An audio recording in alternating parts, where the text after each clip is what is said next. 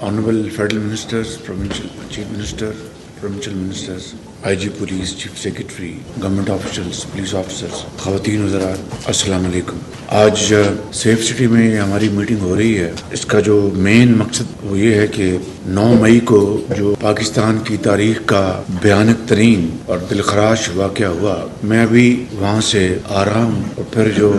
police officers اور army کے